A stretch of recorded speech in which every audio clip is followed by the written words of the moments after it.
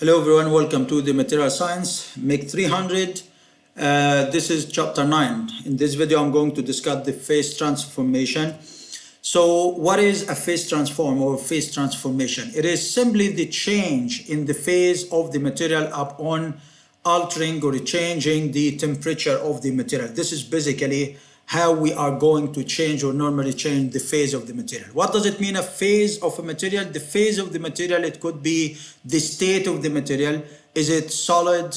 Is it liquid, gas, or the mixture? You may have a certain phase or a state of the material that it could be a mixture between liquid and solid material. So these are the three different phases of the material phase transform, whatever it is, solid, liquid, gas, or kind of mixture between them. So in order to understand how these phases are transformed or change the phase of the material, this should be basically done by something that excites the material to do so. Like we should excite the material to change the phase. This normally and conventionally it is done by changing the temperature of the material. The other way, we could change the pressure that is applied over the material. The change in either the pressure or the temperature is expected to change the phase of the material from solid to liquid or gas. The thing that is normally we could understand is that as we heat the material, as we increase the temperature of the material is expected to change its phase from solid to liquid. Then if we heated the material more, we should expect a transformation to the gas phase. But in addition to the temperature, it is not only the temperature, we can also change the phase of the material using the pressure.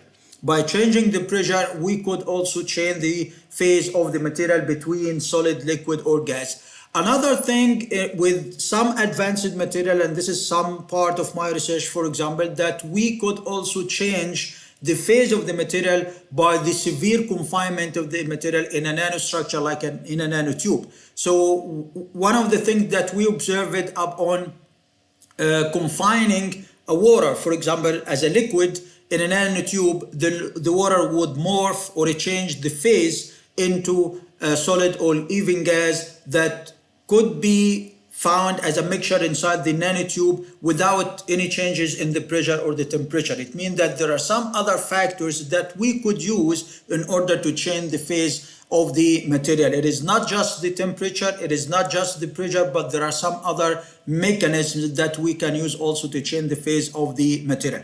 But since in this course we are talking about material science, and this is what we conventionally do as engineer or material scientists, that the easiest way to change the phase of the material is just use the temperature as a mechanism of changing the phase. And in order to investigate what are the changes over the material microstructure upon the change of the phase or heating the material or changing the temperature of the material, we can understand this through something that we call as a phase diagram. So the phase diagram, it is like a map that represents the relationships between the temperature and the compositions and the quantities of the phases of an alloy. Since we are talking about an alloy, as we defined alloy through the course, we said that metals conventionally are used in the different engineering application in a form of alloy. And an alloy, in case that you have alloy that is made of only two components, two elements like copper nickel alloy, this is gonna form a binary phase diagram, which is gonna be shown in this figure. So this figure represents a binary phase diagram of an alloy that is made only of two elements. Even if there are some other elements, they are very negligible, or we just neglect that there is no any other elements in addition to the copper or nickel, just copper and nickel that are used for making this alloy. We said that the alloy is mainly made of metal and non-metallic elements, or even some non-metal, like some metals already, or two elements in general that they already are used for making this alloy. So in case that we have an alloy that is made of copper and nickel, and we are interested in investigating the changes in the phase, the changes in the microstructure of the copper and the nickel because of the heating process or the change in the temperature from the liquid to the solid state or the solid to the liquid state. So in order to investigate this, we can represent the changes over the phase of the phase of this alloy over a map. This map will give the relation between the temperature and the composition and the qualities of these different phases of this alloy. And since it is only two elements alloy, so we're gonna have like binary phase diagram. It means that the phase diagram is gonna be different depending on the type of the alloy and how many elements that already found in this alloy. So now let us just consider the simplest form of the phase diagram, which is the binary phase diagram system. Make sense? So first of all, let us read this figure and understand the binary phase diagram. So the phase diagram is divided into three regions as shown in the figure here.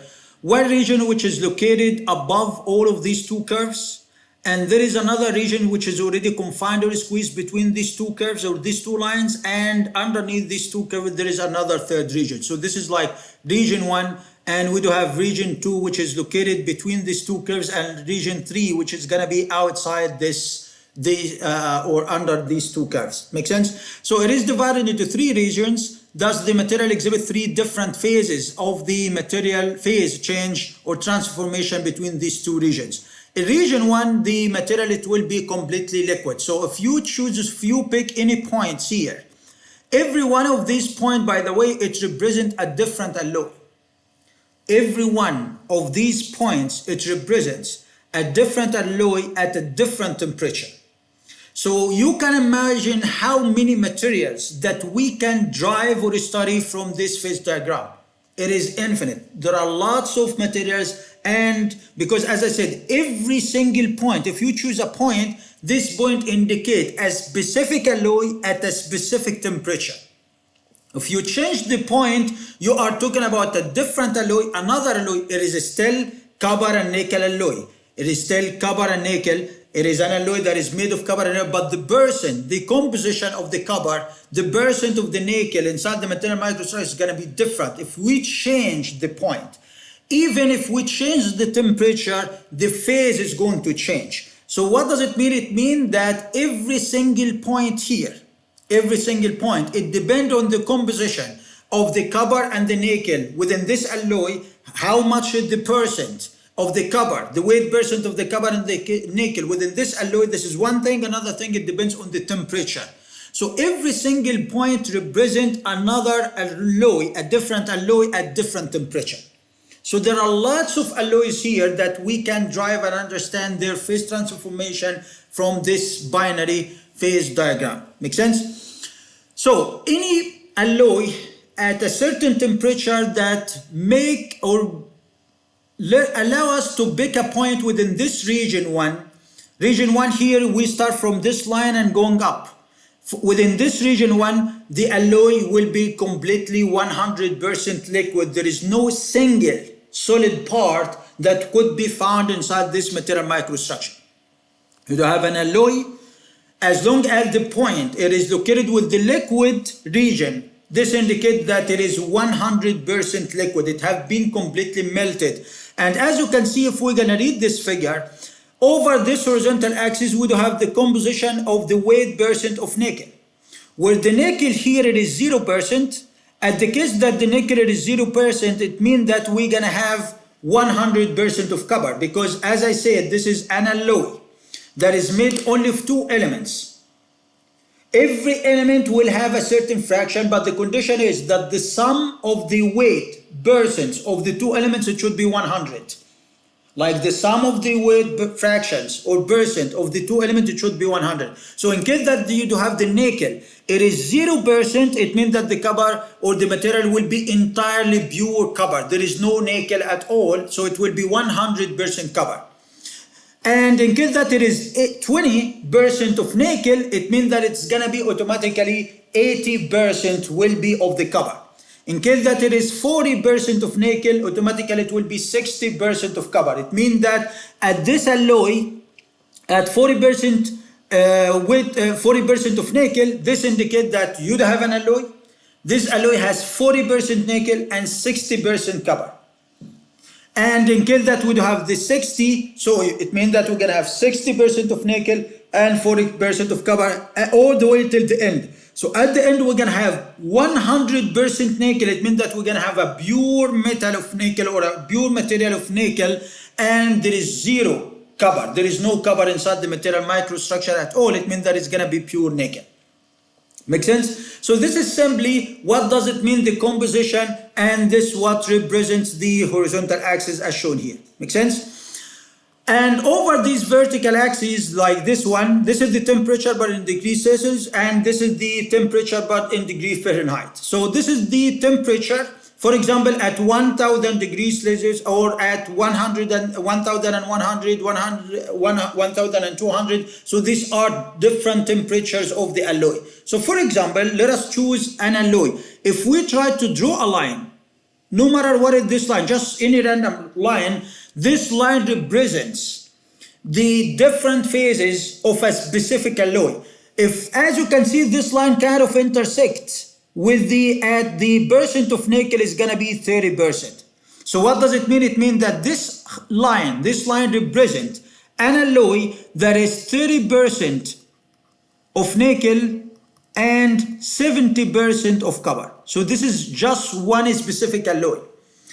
At a temperature, for example, assume that this nickel had been heated to a temperature which is 1100 degrees. We just heated this alloy up to this temperature level.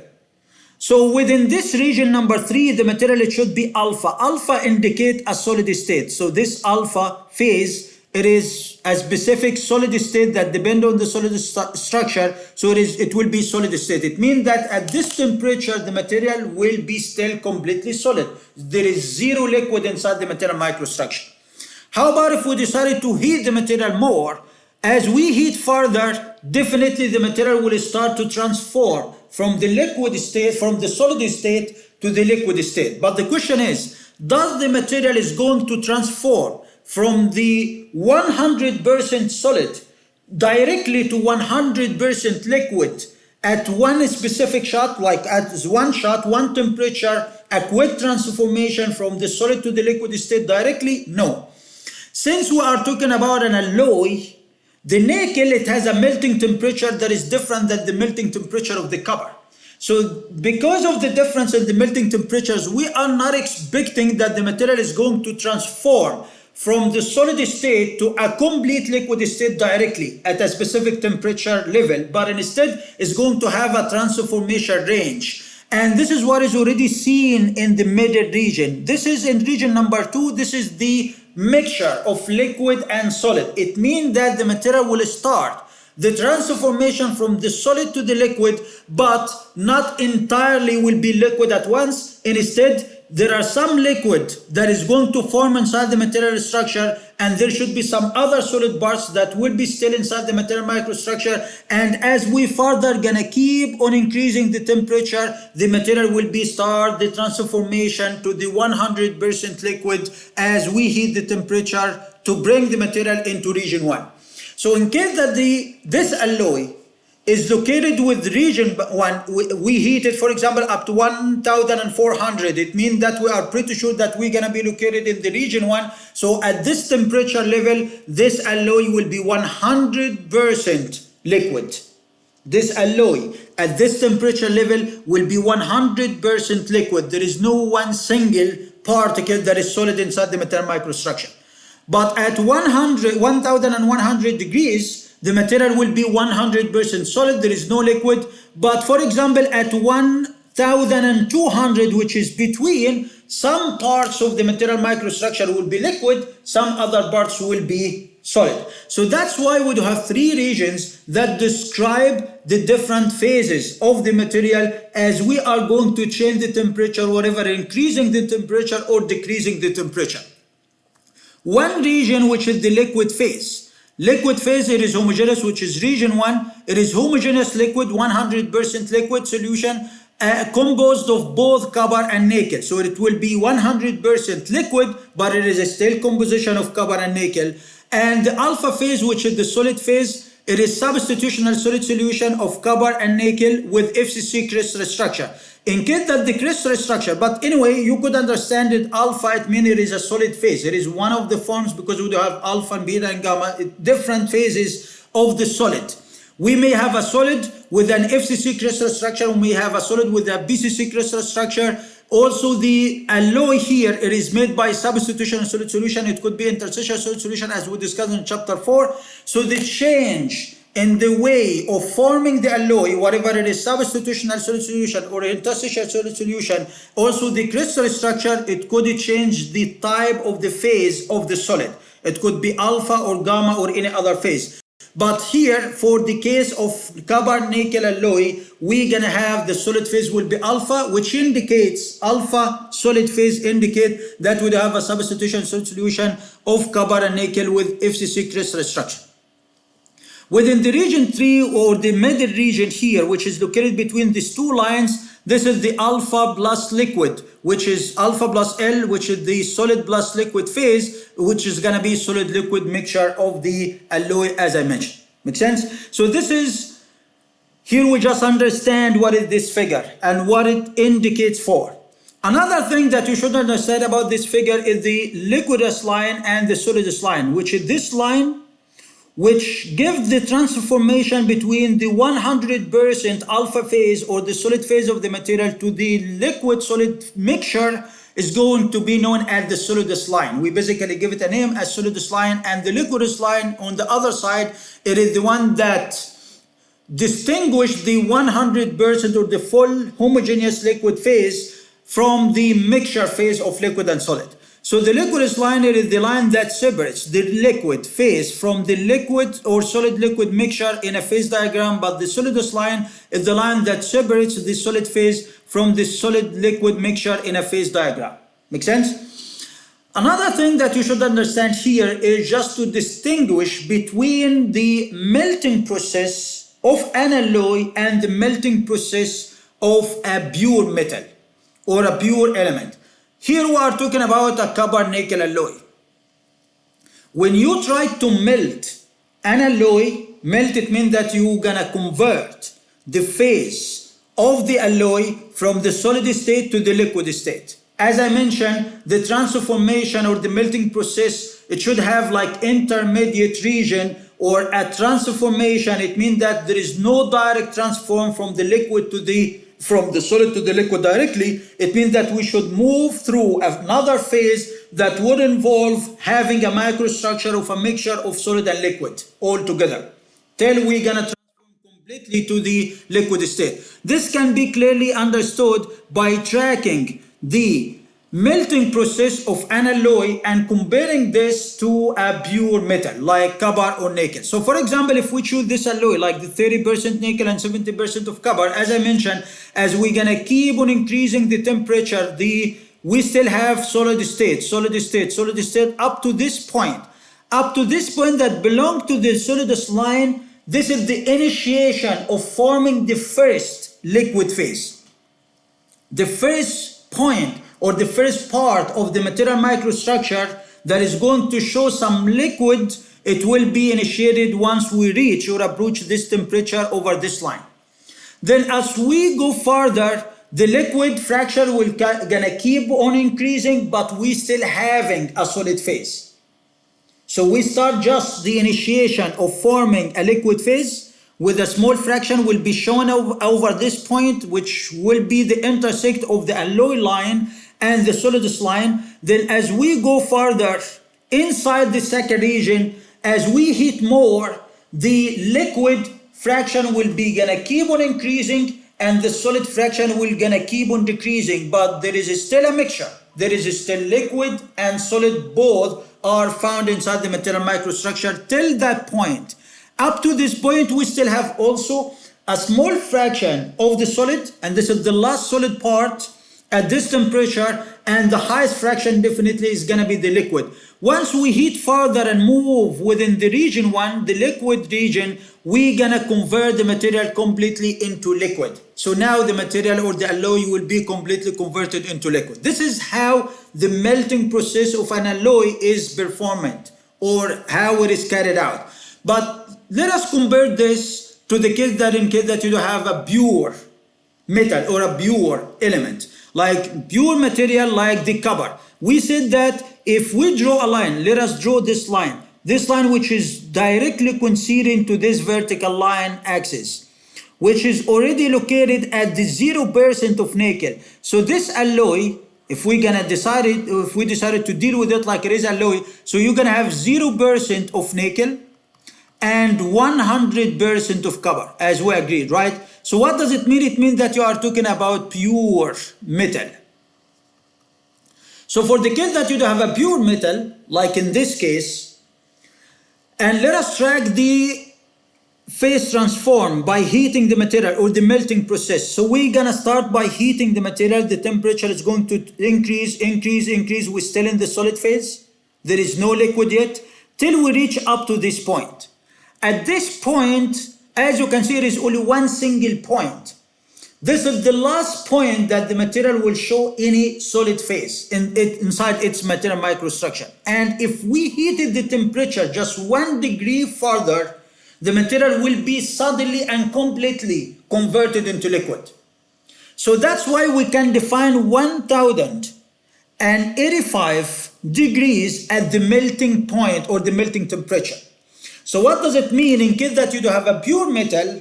Any pure metal, it has a specific melting temperature, which is a specific temperature at which this metal will be completely converted into liquid.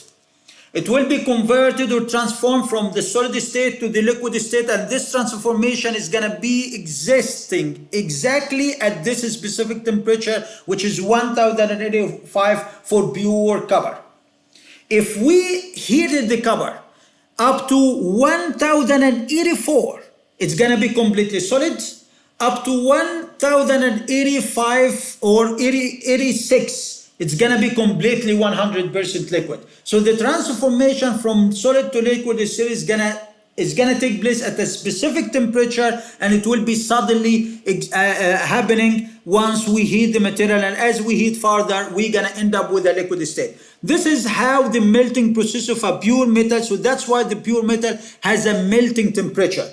But if we're going to talk about the alloy, it doesn't make sense that you do have a specific temperature to be considered as the melting temperature of the alloy. Why? Because the alloy, the transformation from the solid to the liquid state require a transition phase that would require the observation of liquid and phase and solid phases inside the material microstructure, and this is going to happen over a region of temperature, over a range of the temperature. So there is a range of the material temperature in which the material would need to transform from the solid state to the liquid state. This is the difference between the melting process of a liquid and a pure, of an alloy and a pure metal. How we can understand the process, how it is done, this require understanding the phase diagram of this alloy. So for any alloy, for any two elements, and this should have been done through some experiments, we can drive these two curves which will split the phase diagram into multiple regions. 2 regions or 3 regions or 4 regions, it depends on the type of the alloy that we have.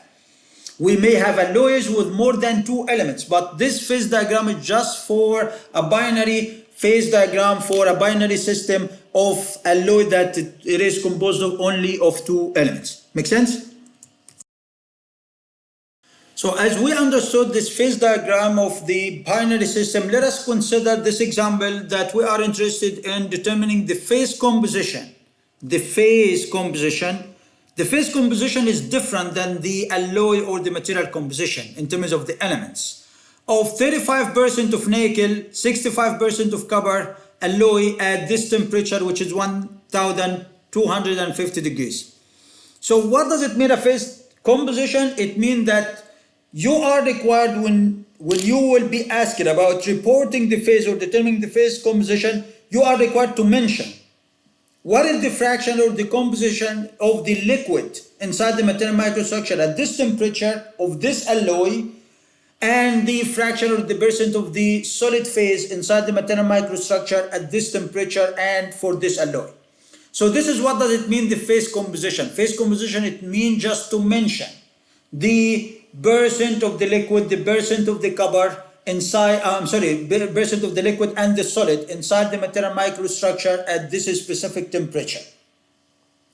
which is different than the alloy composition. If we're gonna say that what is the composition of this nickel copper alloy, it has 35% of nickel, 65% of copper. It means that when you report the alloy composition, it means that you should mention the concentration and the weight fraction of every one of the elements inside this alloy, which is kind of different than the phase. Phase, it means that we have to report what are the fraction of the weight percents of the liquid and the solid phase inside the material microstructure at a specific temperature. Something you should understand is about the phase composition, that it should be determined at a specific temperature. If the temperature is not given to you, we cannot determine the phase composition. Why? Because as we mentioned, according to this phase diagram, for every alloy, there are lots of phases that this alloy could exhibit or could give at the different temperatures. So which temperature exactly that you would want us to investigate the phase composition?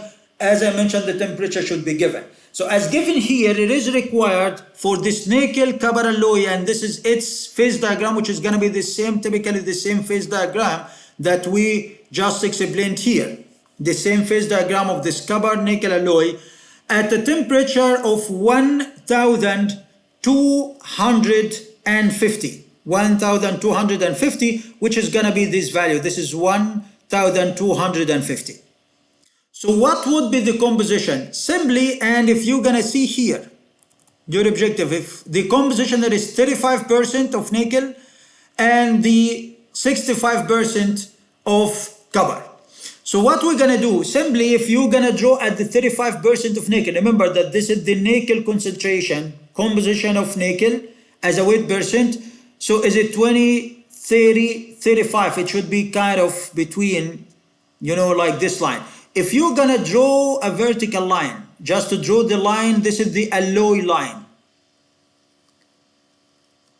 And you're gonna try to draw another line from the temperature, because we are interested in investigating the phase composition of this alloy at this temperature. So we're gonna end up with a point which is gonna be point B in this diagram. As you can see, point B, it is kind of located in the second region, located between the liquidus line and the solidus line. It means that the material microstructure at this point, it should have a composition of solid and liquid phases.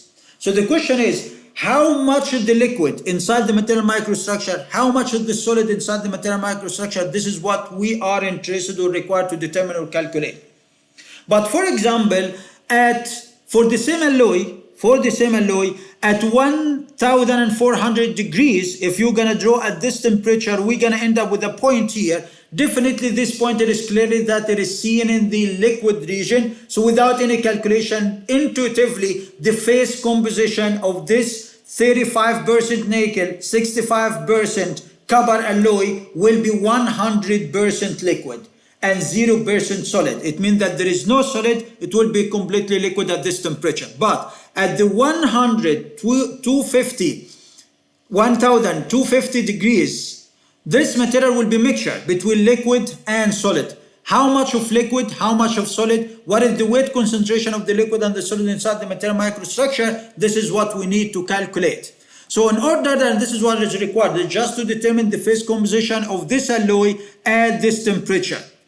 So these are the steps that we can apply in order to determine this composition. The first step is just to locate the temperature composition point, which is just to locate point B. How we can do it? Simply, you're just gonna draw a line for the alloy line, which is 35%, 65 of nickel, 65 of copper. Then at the temperature, which is 1250, you're just gonna draw a line. This is gonna give you point B.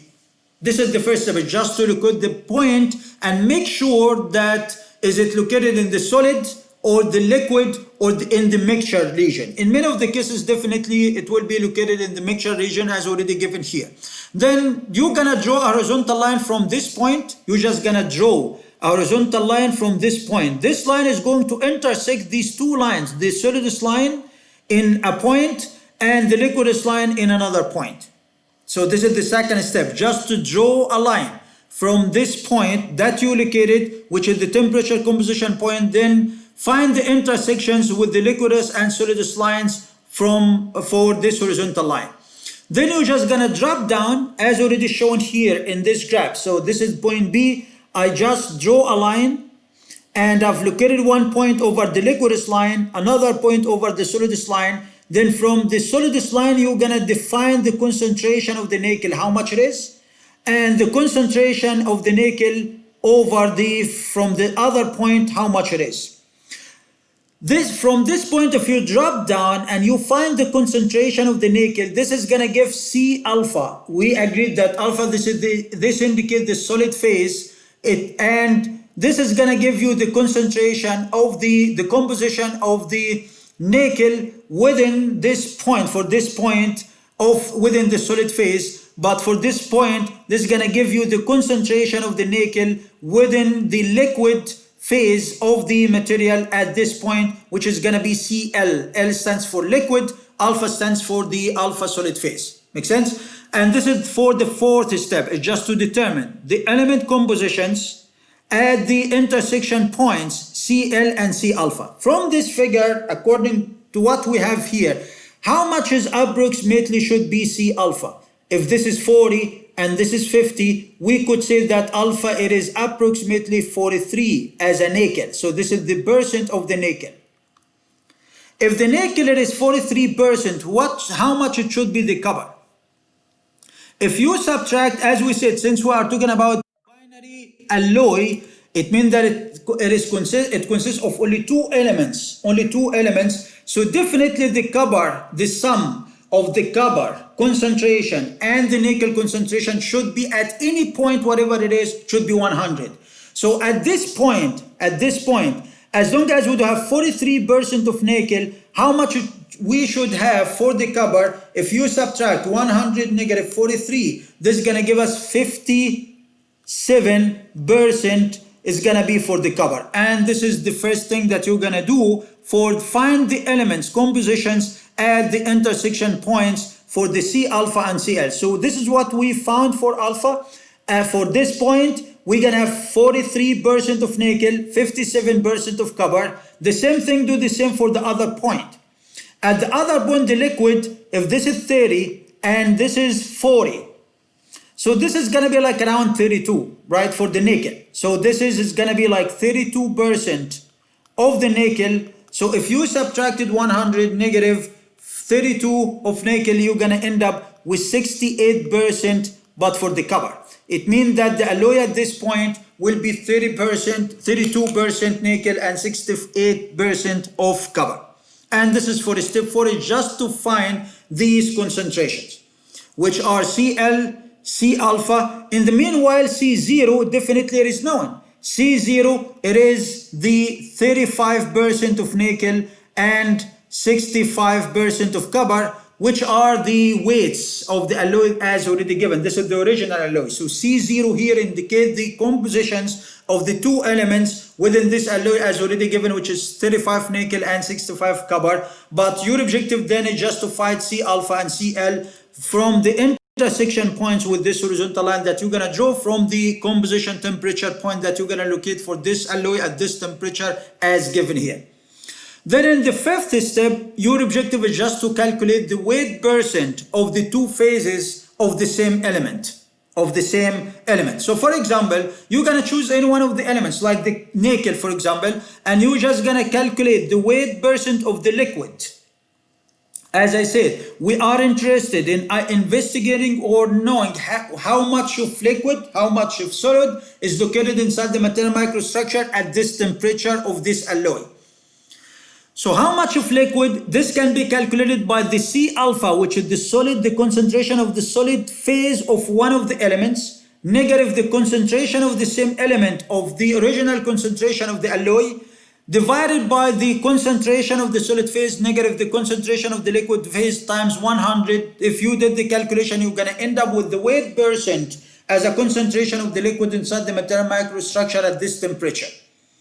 The same thing, if we are interested in the solid phase, is going to be the C0, which is going to be the original concentration of the element, negative the its concentration over the liquidus line divided by its concentration over the solidus line, which is alpha, negative its concentration over the liquidus line, times 100. If you did the calculations, you're going to end up with the weight percent of the solid phase, how much it is.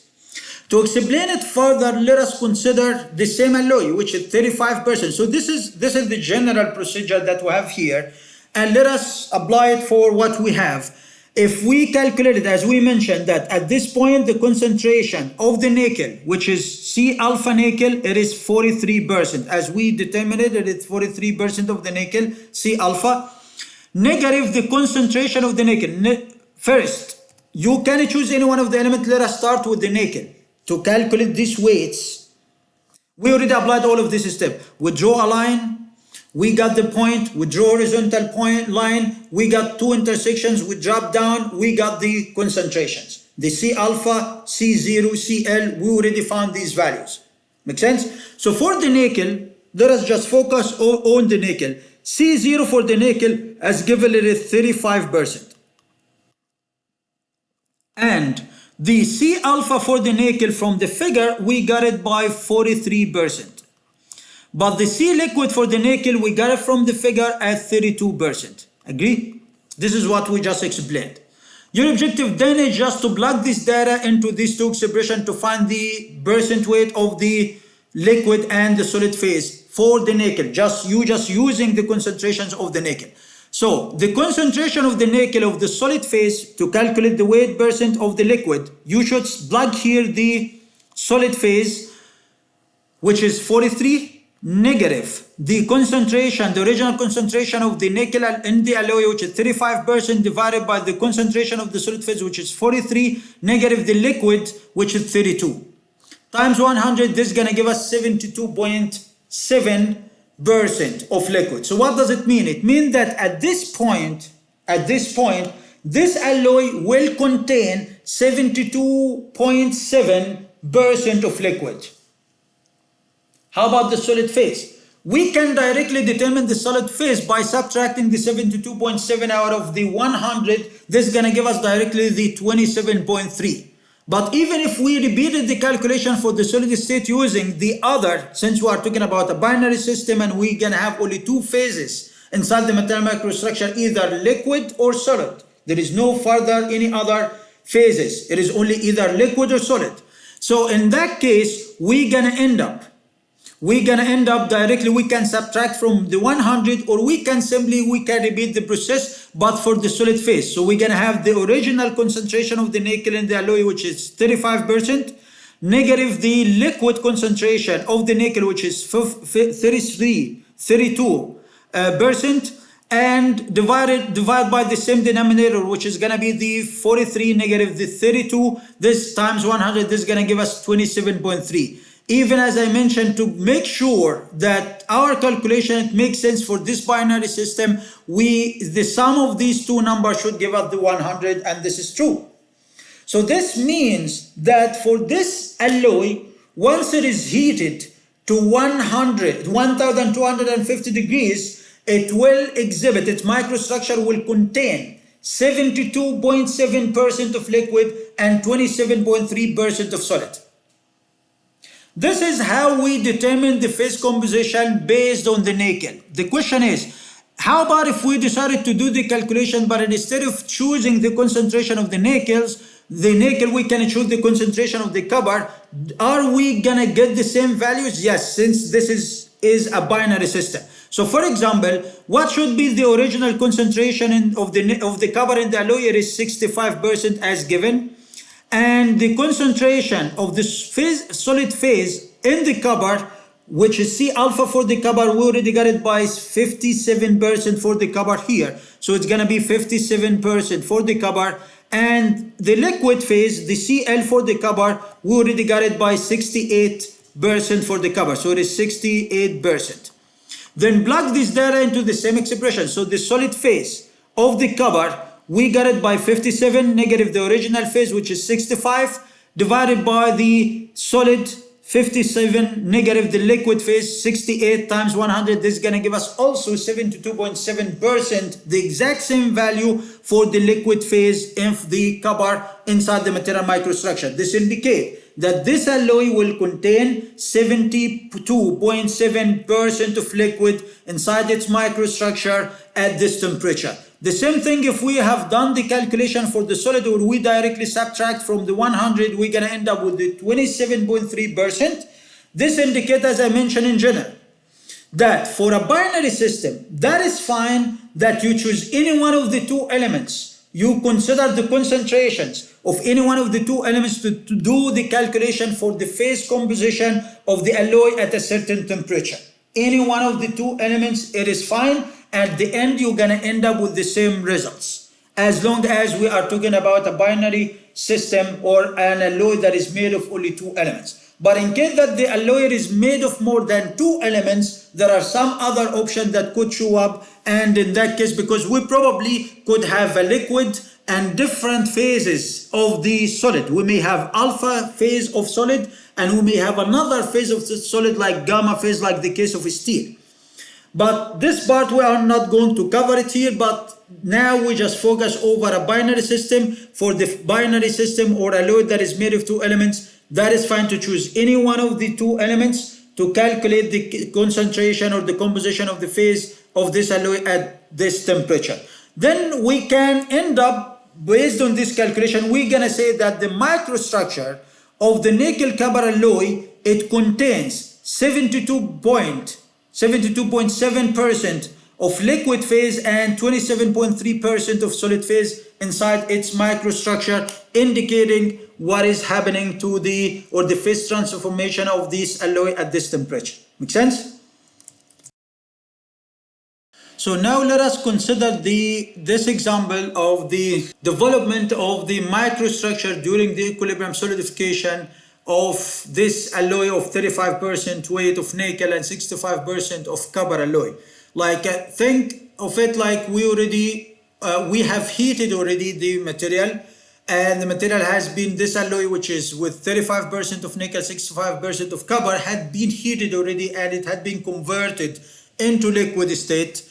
And then we're just gonna leave it for cooling at room temperature. So the temperature is going to, the temperature is going to decrease, and definitely there should be some changes over the material microstructure in terms of the phase. Like the phase is going to change inside the material microstructure. So how about if we are interested in tracking the changes over the material microstructure while the material is performing equilibrium cooling? Equilibrium cooling, it means that the material will restore back again the original state as we already melted the material. Like in order to melt the material, we were increasing the temperature, and we converted the material from the room temperature, from the solid state to the complete liquid state at a certain temperature. So how about if we're gonna let it to cool down at the room temperature, and it's gonna follow the same line. So to follow back the same line of heating the material, this is known as equilibrium cooling. It means that we are not expecting any other changes over the material microstructure.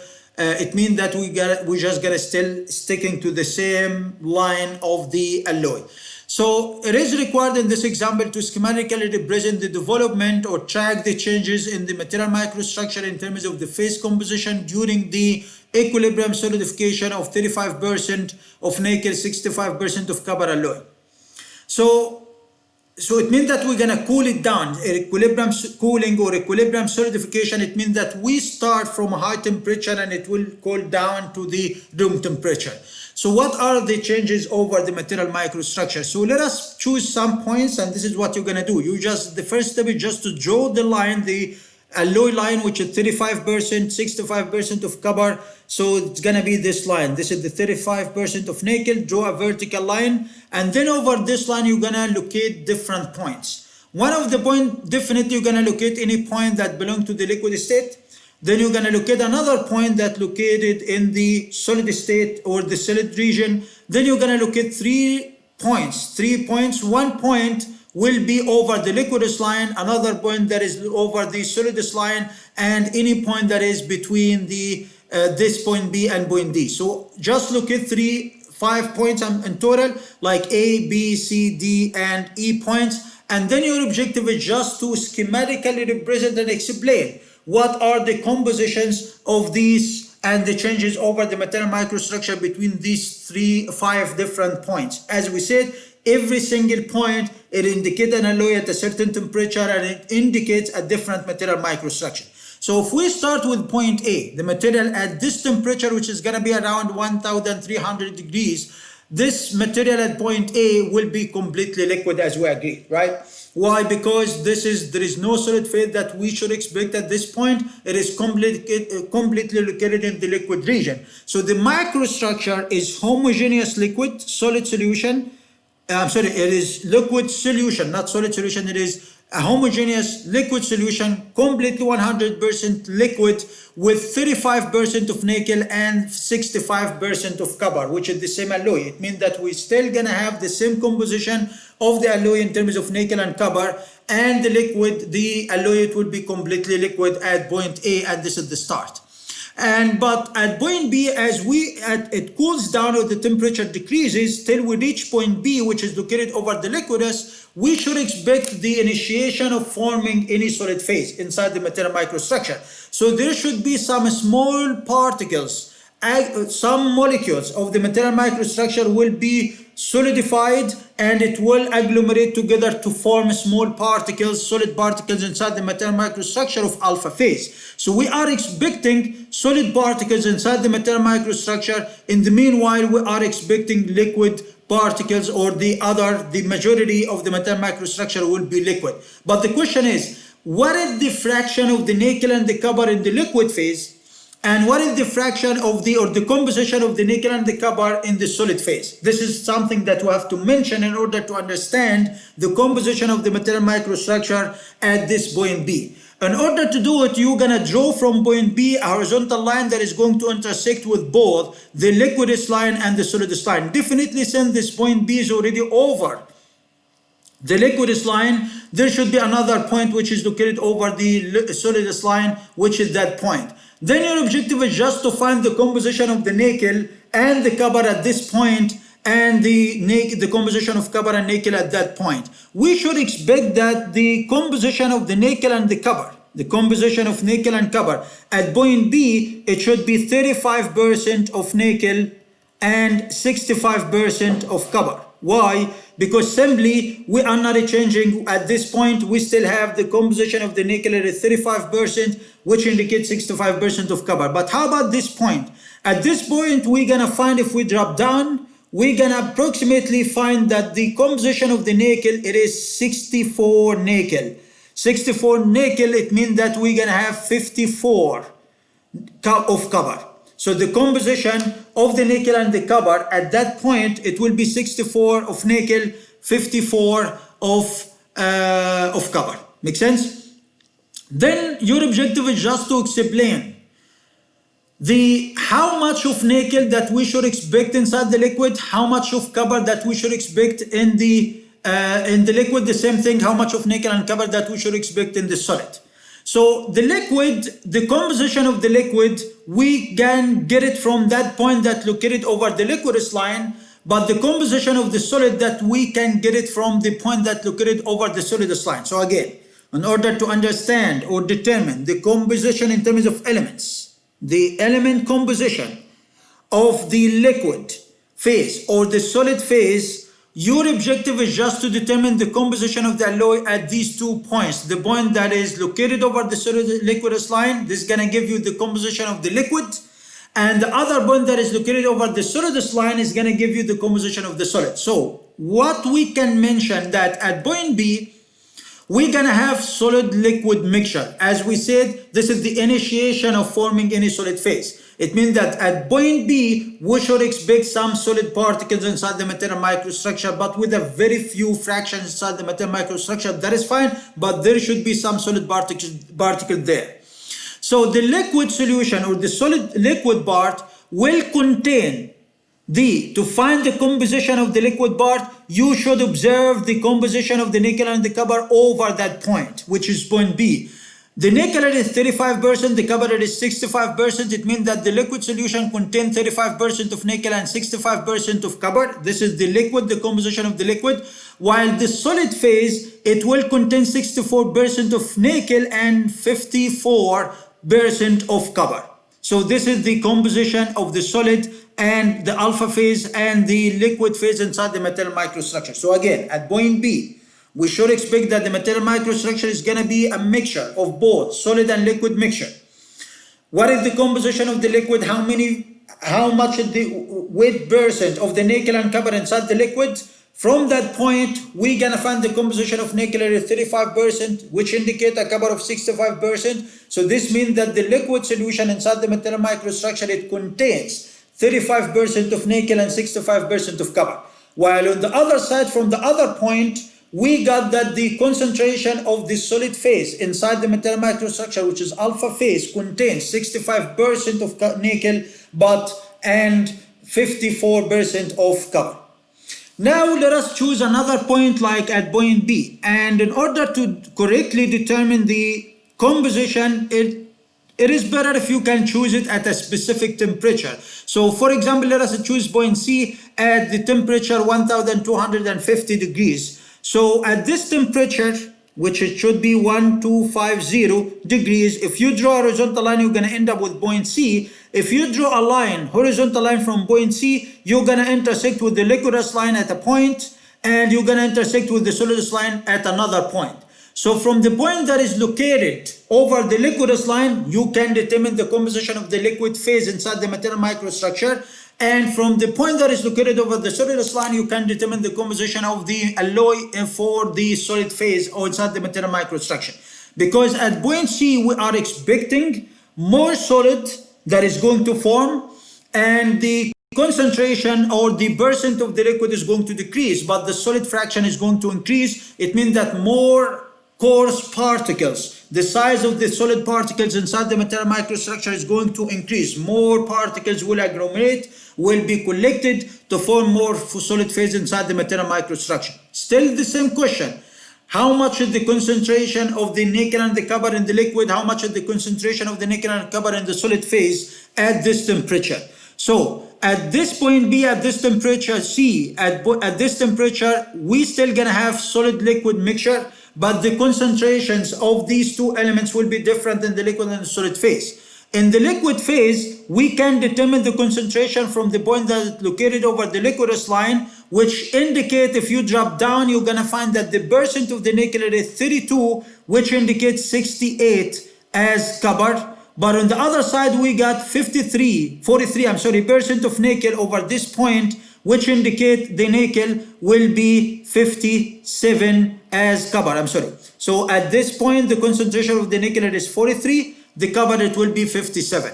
So the liquid solution contains, to find the composition, just observe the composition of the point that is located over the liquidus line, which is 32% of nickel, which indicates 68% of copper. While on the other side, the solid solution alpha phase will contain 43 nickel, but 57 of copper inside the material microstructure.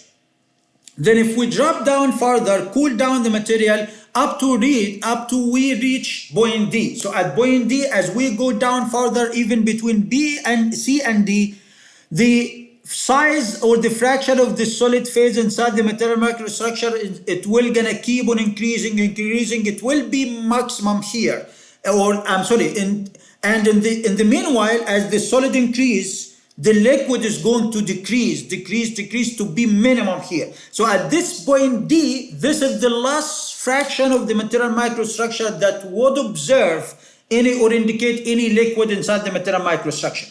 Beyond or below this point, down point D, we should have a complete solid phase inside the material microstructure. So what's gonna happen here? We're gonna still have a liquid solid mixture, but the liquid fraction will be very, very small, but it is still a few fraction of the liquid inside the material microstructure at point D. But how much is the liquid solid, the composition, what is the composition of the liquid phase and the solid phase in terms of nickel and copper fractions inside the metal microstructure? To investigate it, you should understand here at this point that is located over the solidus phase, the nickel will be 35% nickel, but 65% of copper. Why? Because this is still the same fraction down here. But here the nickel fraction will be 24, which will be 76 as copper at that point. So we're gonna say that at point D, we're gonna have solid liquid mixture. The liquid solution will contain 40. The liquid solution, you're gonna get it from the liquidus line. From that point that located over the liquidus line, the nickel is 24% of nickel and 76% of copper. While on the other side, the solid phase, alpha phase, will contain 35% of nickel but 65% of copper. Then if we're gonna cool it down further, as I said, we now gonna convert to complete solid state. So at point E, for example, which is just choose any point that is located within the solid region, we are expecting a complete microstructure which will seem in this way that only and entirely will contain alpha phase as a solid phase inside the metal microstructure. So if I ask you, what about the composition of this point, you're gonna find that it is 35% of nickel and 65% of copper. So you're gonna say that for point E, the solid solution, we're gonna end up with a solid solution with 35% of nickel and 65% of copper. So now by this, we have tracked the cooling down or the decrease in the temperature or the equilibrium cooling of this alloy that had been heated earlier at 1300 degrees, and then it is gonna cool down up to the solid state following the same line of heating the material. This is known as equilibrium cooling. So what are the changes over the material microstructure and the composition of the liquid and the solid phases inside the material microstructure? This is what we have investigated in this example. Make sense? And by this example, that's it for this video. The objective again is just to explain the phase transformation. What does it mean and how we can do it, and we consider some examples of and apply this concept of the phase transform for a binary system of two element alloy like copper nickel alloy. The same thing can be applied for any alloy that is made of two elements or more. But for more than two elements, it's going to be like there are lots of other things that could be considered in parallel, but the concept is going to be the same. But here we just focus over the alloy that is made of any two elements and how we can expect the changes over its material microstructure and phase based on the temperature change. Right, so that's it for this video, and thank you for watching.